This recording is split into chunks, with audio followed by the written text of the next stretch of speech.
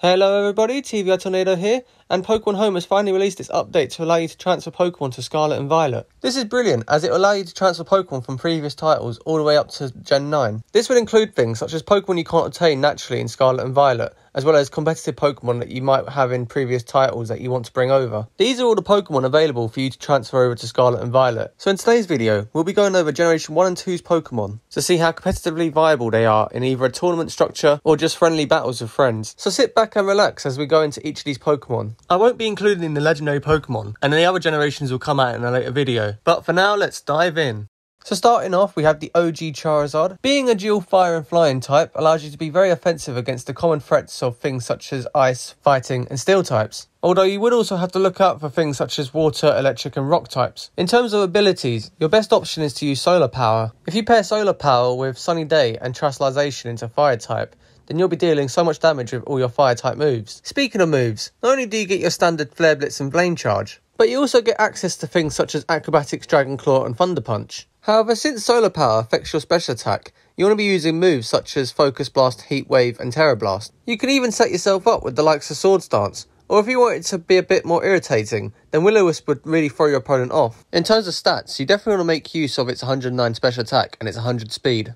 It might not be the bulkiest Pokemon, but behind Sunlight, water-type moves will only do half damage. Or if you can set up screens in the early game, then all you need to do is send this thing out late game and get a few knockouts in. So overall, even though Charizard is a great option, I'd only give it a 6.5 out of 10. It's great that it only has 3 weaknesses, but because of how frail it is, especially to rock types, more often than not you'll just be taking a knockout. It does do great damage and could be used as a late game sweeper. However, depending on the format, you definitely need to rely on the Sunlight. And then because of the awkward stat distribution, you are mainly just looking at using its special attack and speed. Believe me, Hat Pikachu is cool and all, but what I really want to focus on is Alolan Raichu. Alolan Raichu gets the unique typing of Electric and Psychic. This allows it to do great stat damage against opposing water, flying, poison and fighting types. And while slapping on the Psychic type does allow it to have a few extra resistances, it does also mean that the pure electric type gains extra weaknesses too. But with a new typing also comes a new ability in the form of Surge Surfer. This allows you to double your speed on electric terrain, and with the Paradox Pokemon roaming around,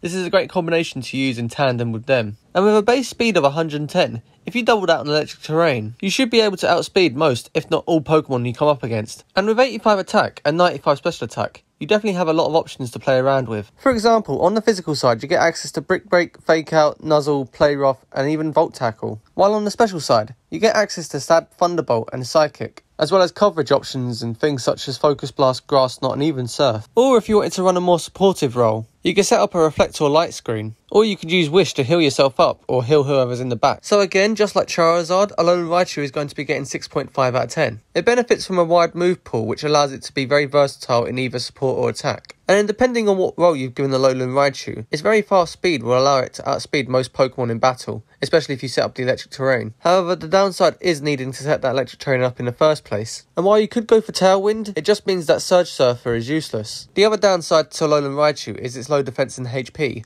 which means that if you get hit on the physical side, it's basically going to get knocked out. And then finally, the Psychic type doesn't really benefit it in any way. Sure, you get a resistance to fighting and Psychic, but like I mentioned earlier, because of how frail it is, it's not really going to matter and you'll end up getting knocked out anyway. The only thing it really does is give you additional weaknesses to Bug, Ghost and Dark. And looking at how common Dark and Ghost types are currently, it does make any Psychic type an unfavourable option. We won't go into too much detail with Alolan Dugtrio. Just slap on your standard Earthquake, Iron Head, Rock Slide and Sucker Punch and you're good to go. This is due to the fact that its base stat total is just too low. While you could make use of its great attack and speed, that's just about it for this Pokemon. Without a Focus Sash, you're basically going to get one shot. While Steel and Ground are very offensive, and this Pokemon is the fastest of its typings, because of its terrible stats and limited moveset, you're much better off using any other Steel or Ground type, since Alolan Dugtrio just gets outclassed by other Pokemon. The same could be said about Alolan Persian, but on the special side. Alolan Persian gets access to Dark Pulse, Power Gen and Thunderbolt, but with lacking special attack and its only highlight being its speed, you're much better off just using another Pokemon. So while its 3 brilliant abilities in Fur Coat, Technician and Rattled basically carry this Pokemon's usefulness, unless you're in a specific tournament format where there are restrictions to legendaries and mythicals, it's just not worth using a team slot on your team, especially when there are better Dark types currently available in Gen 9. Now here's a Pokemon we can talk about in Hisurian Arcanine. We already know how great Arcanine is, so let's just briefly go over why Hisurian Arcanine adds a different twist to your current standard format. Adding the rock typing does make it incredibly susceptible to water and ground types, and believe me, this is a huge turn off for me using it as well. But if you look past that glaring downside and turn your attention to its new ability in Rock Head, paired with its incredible attack stat and even decent speed stat, not to mention its incredible bulk that will allow it to take a neutral hit, then all you really need to do is focus on Flare Blitz and Head Smash to put out some insane damage, as well as maybe Psychic Fangs for the opponent's screens, or Extreme Speed if you wanted priority. Additionally, you can still run it with things such as Howl, Will-O-Wisp and Morning Sun. Hisurian Arcanine's rock typing gives you access to Stealth Rock, which can break the opponent's sashes, and Sandstorm, which will continue doing chip damage as well as increasing your special defense. 8 out of 10 for this Pokemon that keeps the opponents guessing. Its stats are amazing to allow it to do great damage and even survive a few hits, and it even makes for a great translation option in increased damage or survivability. But when you have to worry about two really common typings in water and ground with no sunlight or sandstorm setup, then some games are really going to keep you on your toes, especially when your speed is only above average. Glarion Slowbro is next, and with only Gen 8 to go off of, let's see what this Pokemon can do in Generation 9. It has a decent typing in Psychic and Poison, and with its Quick Draw ability,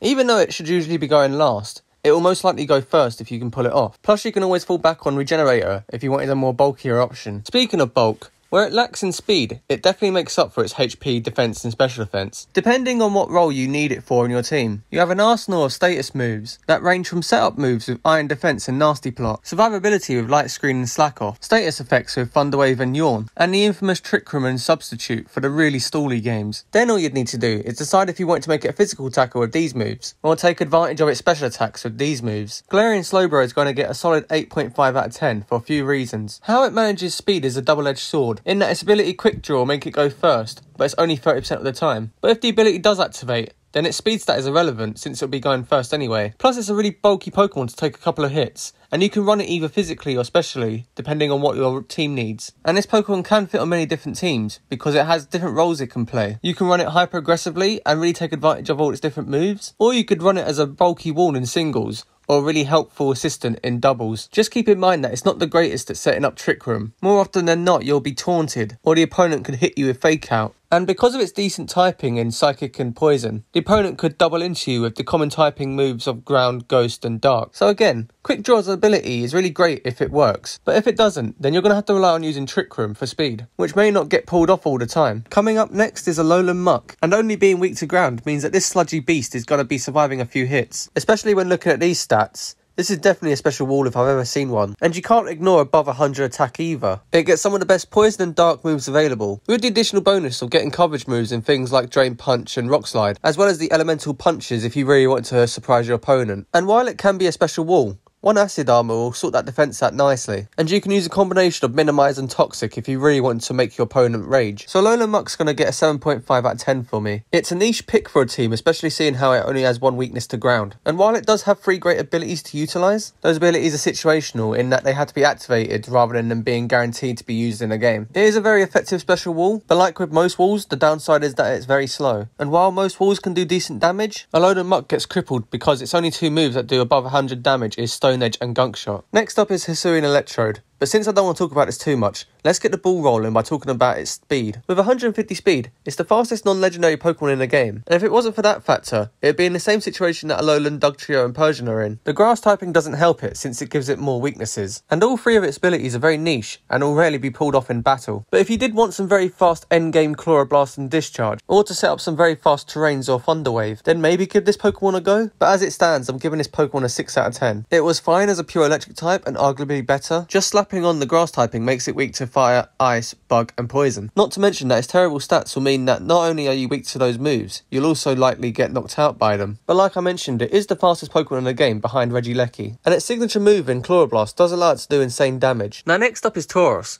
But since it does a similar job to Baldean Tauros, just without the fighting typing, I think we can skip over this. Just a standard physical, normal type attacker with Intimidate. And if I'm being honest, all 3 of the Paldean Tauros do a lot better job than this does. Next up, we have Jotonian Typhlosion and Hissurian Typhlosion. Both of these Pokemon get Blaze, which will power up their fire type moves when they're in a pinch. So while not the greatest ability, it is arguably the better one compared to Flash Fire and Frisk. And in terms of stats, Typhlosion is literally just a carbon copy of Charizard's, a fast special attacker that could also be used physically, while Hisurian Typhlosion trades in a little bit of its HP and speed to really make use of that special attack. Running a physical Typhlosion isn't the worst option, as it still gets access to Flame Charge and Flare Blitz. You do get access to spread moves in Earthquake and Rock Slide, or for single targets, you get Wild Charge and Play Rough, and even Priority Quick Attack, while on the special side, you get access to really powerful fire type moves, including Eruption, or you could go for Extra Sensory, Shadow Ball or Terra Blast if you wanted coverage options. And then for your status moves, Calm Mind is exclusive to Hisurian Typhlosion, which in theory gives it the edge over normal Typhlosion. Just don't disregard the fact that they both get access to Will-O-Wisp and Sunny Day. Or you could even go for Curse, which will give you one or two effects depending on which Pokemon you use it on. A respectable 7 out of 10 goes to both these Pokemon. I would have ranked them a little higher if it weren't for their subpar abilities, not to mention that their stats could have been assigned slightly different to make it stand out a bit more. So I'll keep it a 7 for now, as you can pull off some really powerful faster options. And if you were to Terastallize into a fire type, then these will just get powered up even more. But if you didn't want to just spam Eruption, then you have other options in your physical and special attacks. Not to mention that the status moves that this Pokemon gets access to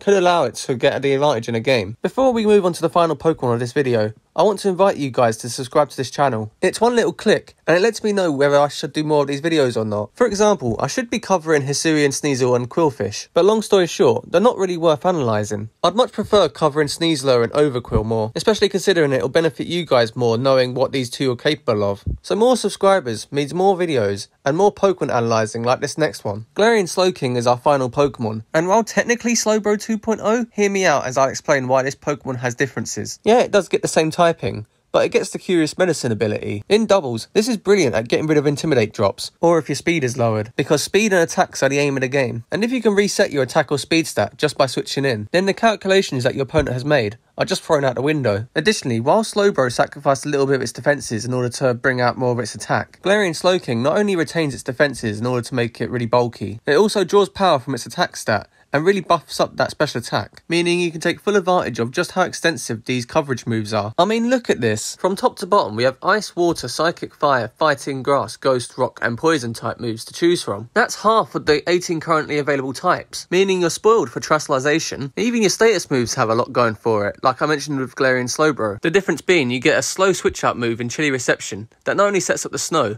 but allows you to bring in a Pokemon with full health. This also works really well with the Regenerator ability. So I think Glarion Slowking just gets the edge with 9 out of 10. Yeah, it doesn't get Quick Draw, and you can argue that it's actually better than Curious Medicine, but for the simple fact that it's more bulky than Slowbro, and it can be run in so many more ways. Plus it gets 2 really useful signature moves in Eerie Spell and Chilly Reception. There's so much you could do, whether you're a beginner trainer or an expert. So that's going to conclude this video. Thank you so much for sticking around until the end. There are so many other Pokemon I'm yet to cover, and the ones at the end are really good, so I really want to get to those. So depending on how well this video does, I'll make sure to do another part to this. I may even change my mind and do the legendary Pokemon as well. But until then, this is TVI Tornado flying off. Make sure to train hard and team build to the best of your abilities, and I'll see you guys next time.